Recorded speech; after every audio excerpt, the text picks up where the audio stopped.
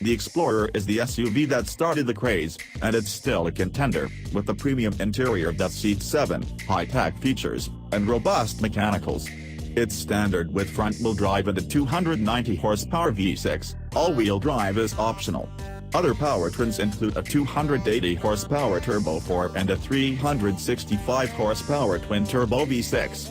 The V6 also offers a sport model with all-wheel drive and a sport-tuned chassis.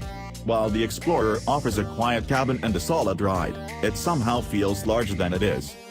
Introduced last year as part of a heavy refresh, the Ford Explorer's top-of-the-line, $54,180 Platinum trim is a push-button gear selector and a few pieces of bodywork away from passing for a Lincoln.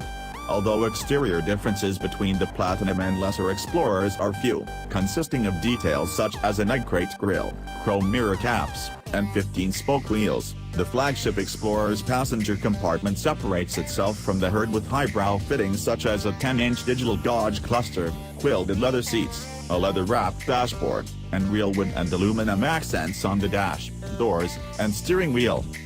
A linebacker with the speed of a running back, the 4,980-pound Platinum is both the heftiest and quickest Explorer to go through our testing regimen since the model adopted unibody construction for the current generation that debuted for 2011.